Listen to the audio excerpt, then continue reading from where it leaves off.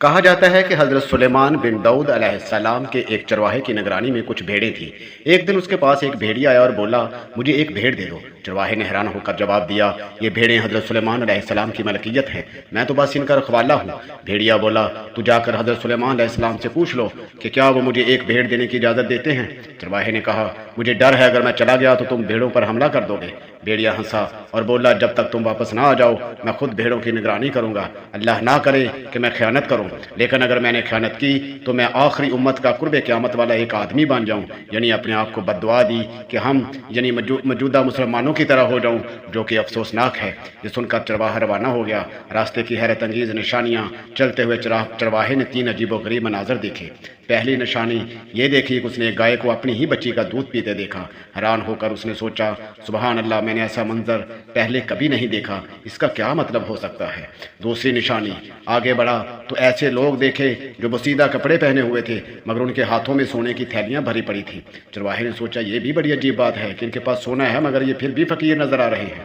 تیسری نشانی، کچھ اور آگے بڑھا تو ایک بہتا ہوا چشمہ نظر آیا۔ پیاس کی شدت میں جیسے ہی قریب پہنچا تو بدبو نے اسے روک دیا۔ پانی کی بدبو اتنی شدید تھی کہ وہ پیچھے ہٹ گیا اور حیران ہو کر بولا، یہ کیسی بات ہے، بہتا ہوا پانی اور اتنا گندا۔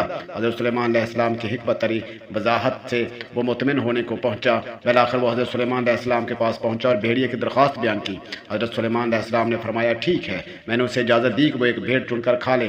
چرواہے نے عرض کیا، حکم بجا لاتا ہوں، مگر راستے میں 3 عجیب و غریب چیزیں دیکھی ہیں، ان کی حقیقت جاننا چاہتا ہوں۔ پہلی نشانی کا جواب یہ ہے کہ یہ آخری زمانے کی نشانی ہے، مائیں اپنی بیٹیوں کو فتنہ میں مبتلا کریں گی تاکہ خود فائدہ حاصل کر سکیں۔ دوسری نشانی کا جواب یہ ہے کہ یہ لوگ ڈاکو اور چور ہیں، جو مال حرام سے آتا ہے اس میں سے برکت ختم ہو جاتی ہے۔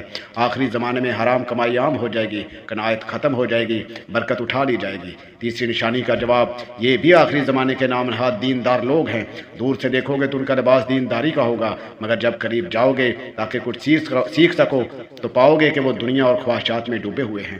یہ سن کر چرواہے نے تڑپ کر کہا، میں اس زمانے کے فتنے سے اللہ کی پناہ مانگتا ہوں۔ بھیڑیے کی حیران کن دیانتداری پر دیکھ کر چرواہا حیران رہ گیا۔ وہ واپس آیا تو اس نے دیکھا کہ بھیڑیا واقعی بھیڑوں کی نگرانی کر رہا تھا۔ اس نے کہا، حضرت سلیمان علیہ السلام نے تمہیں اجازت دی ہے کہ تم کسی بھی بھیڑ کو چن کر کھا سکتے ہو۔ بھیڑیے نے بھیڑوں پر نظر دوڑائی اور ایک کمزور بیمار بھیڑ کو چن لیا۔ چرواہے نے حیرت سے پوچھا، تم نے یہی بھیڑ کیوں چنی؟ بھیڑیا بولا، کیونکہ یہ اپنے رب کی تسبیح سے غافل تھی، جو اپنے رب کے ذکر سے غافل ہو وہ بہت بڑی آزمائش میں ہوتا ہے۔